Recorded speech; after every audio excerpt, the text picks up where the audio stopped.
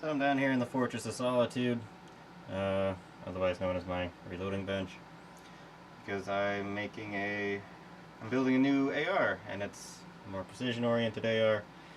So I figured I'd just do, a rundown of what I bought, why I bought it. Uh, Probably the most important part of any precision rifle, actually, is the barrel. This is a Criterion 20-inch H-bar. It's nitrided, 1 in 8 twist in 223 Wildy, I don't know, however you choose to pronounce that. I went 20-inch because 24-inch is kind of doofy. Yeah, you probably can't even see. 24 inches, out here. That's kind of crazy for an AR-15. I don't know. 1 H-bar because rigidity in a precision rifle is quite important. 1 in 8 can stabilize anything. Anything that you can shoot out of a magazine, a 1 in 8 will stabilize, so 1 in 7 is pointless. Or, yeah, and nitrided because basically free barrel life. Nitriding your barrel will extend the usable lifetime of your barrel. Full stop. And especially a nice, a major manufacturer, Criterion, I trust them to do it right. So, I'm happy with this. So now we're on to the, most striking part, I guess. This is a arrow set, lower upper handguard. It's Cerakoted in midnight bronze. I don't know if you can tell. This is black. I don't know how well it's gonna come up on camera, but I have lots of black rifles, so I kind of wanted a not black rifle, but I also didn't want FDE because I don't live in the fucking desert. Like, I don't know. The way I do my AR is the accessories are what dictate what caliber it is. I'm basically a woman. I color code everything, right? So my 308 has tan, my 458 has OD green, my 300 blackout has gray, my I guess pinky is pink, but pinky's in 223. But every other 223 has black furniture. So this is going to be black furniture, just with a Cerakoted body. Arrow's a decent brand. I mean, they're obviously not the greatest in the world, but they don't have to be. It's a lower, an upper, and a handguard. And honestly, the way these lock together, like with this system, this is probably the strongest system you can get, short of monolithic. It's extremely sturdy.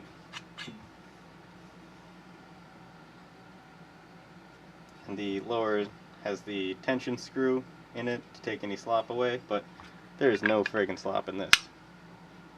Like, that takes effort to pull out. Like, look at that. There's no slop in this.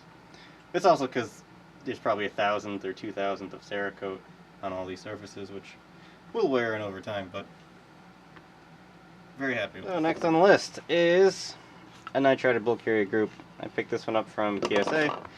They are certainly not the best of the best, but what's going to go wrong in a bolt carrier group? What, your bolt lugs are going to shear off? That doesn't happen that often. I'm not worried about that. Oh, well, it's a precision AR, you should match the bolt. Pretty much 99% of bolts in AR-15s are completely interchangeable. So, I'm not too worried about that. And it's nitrided, so that's always a bonus. I thought about doing nickel boron, because I have a chromed bolt carrier in Pinky, I think, has a chrome bolt carrier.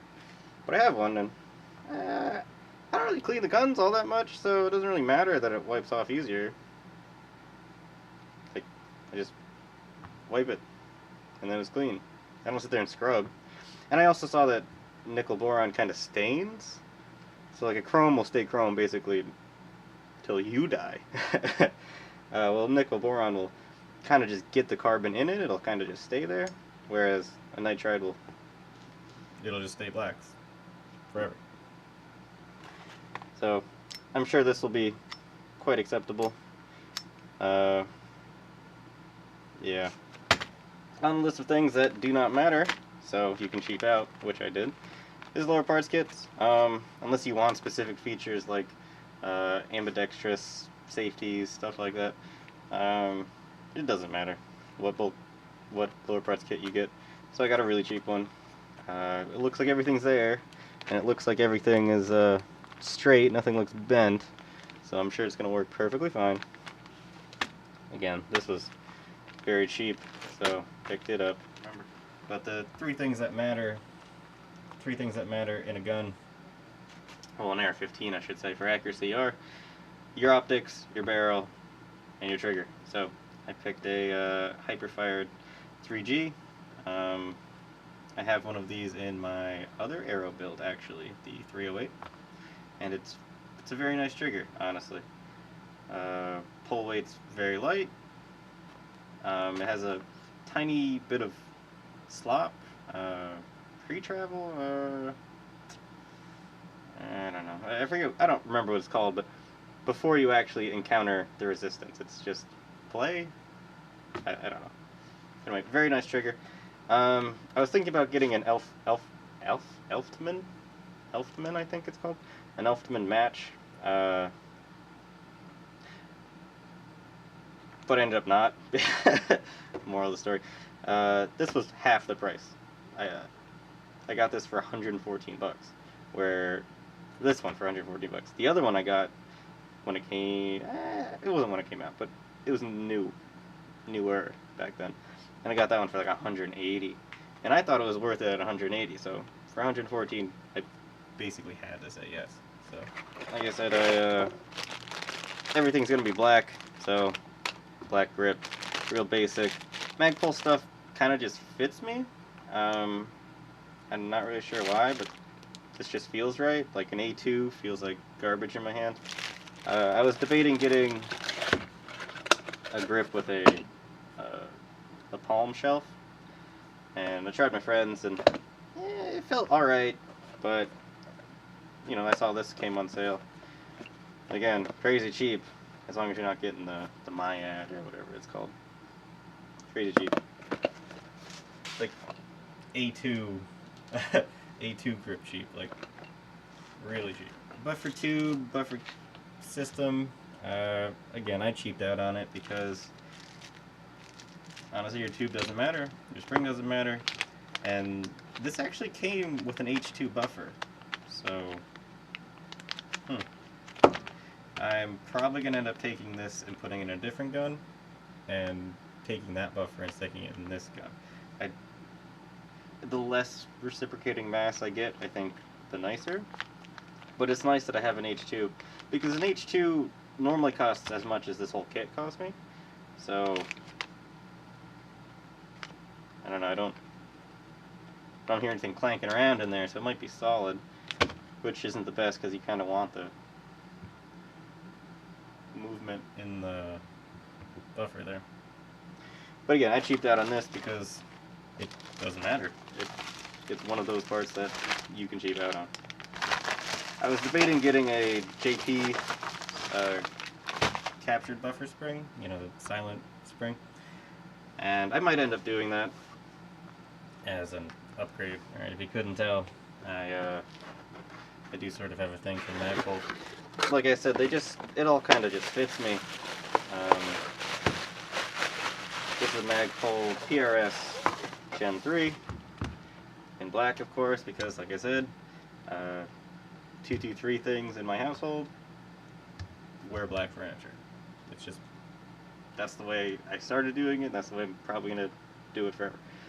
I like the PRS. I have a Gen 2 on my 308 AR, and you know, this, I got a decent deal on this. I think this cost me like 170 or something like that, which is a pretty good deal, because I was trying to decide between this, a Luth stock, or a Magpul UBR, and this came on sale, so I got it. Plus, I do believe it's more oriented for what I plan to do. The muzzle device is going to be pretty self-explanatory. I own a Silence Co hybrid, therefore I have a Silence Co ASR muzzle brake. Wow, who would have seen that coming, right? Yeah, there's nothing to say about this. It's actually, in of itself, it's actually a really nice brake, but I have it just so I can attach my suppressor. I got a Superlative Arms 3/4 inch clamp on with the black finish. Again, everything's being black. Clamp on because it technically puts less pressure on the barrel, doesn't have a pressure point going into it. So, you know, maybe it helps accuracy, but you're probably talking hundredths of an MOA or something at that point. Tenths, maybe? I don't fucking know. But hundredths of an MOA. So, really, probably not that big of a deal, but if they cost the same price, why not? You know? Superlatives have this, you know, system where it can act like a normal restrictive gas block where it just, you know, lessens the amount of gas that can fit through. Okay, it shrinks the hole that the gas can fit through, and then you just run it until it, whatever setting you get is perfect for you. Or it has the other system, which is the bleed off, which in theory just, you know, lets enough pressure go through, and anything over that pressure bleeds out the block out the front. Whether or not that works better, some people say it does. And if you're going to be spending, you know, this much on a gas block, why not? I have one of these on my 308, and it seems to work pretty well, so got another one.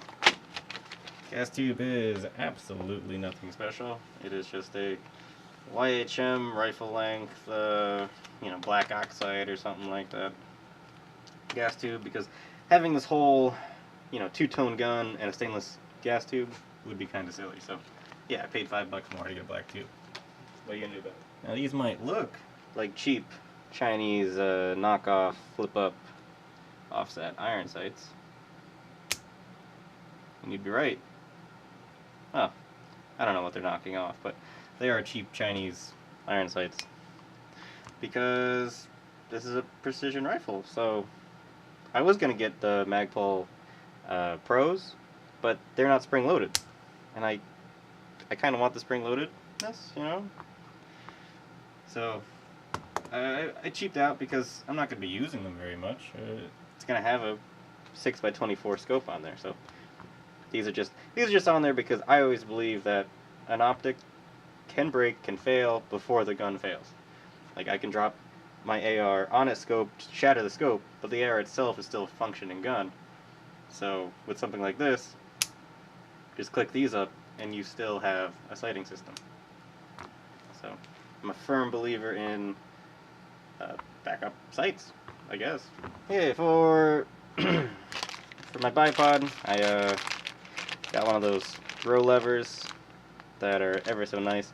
I've been using the Cadwell throw levers, but this one is $5 cheaper, so why not, right? It's literally just an aluminum lever. What can go wrong? I got a Badger Ordnance Harris to M-Lock adapter.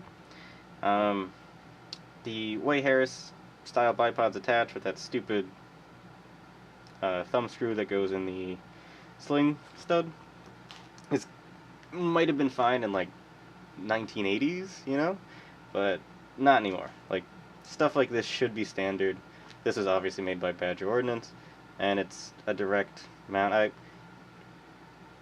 I'll show how it's installed because I actually had to watch a video because I didn't see how it worked.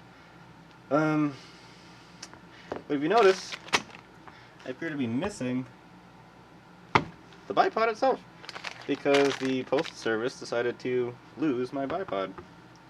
So it's not going to be here for the build, but it'll be here eventually. Why not? Charging handle. Got the Radian Raptor LT. It's the model with the polymer up here. It weighs basically the same as the other one without the polymer, so maybe the polymer is just here so It's easier on the fingers, doesn't scratch things up quite as bad. Who knows? I just didn't want a mil-spec charging handle, and this came on a decent sale during the season we just had, so picked it up too. I don't know. I definitely want, if it does more than 3/4 MOA, I'm going to be very upset. I'm hoping closer to half minute, but half minute's a really, really hard goal to hit in a semi-auto, but hey, I'm hoping, right?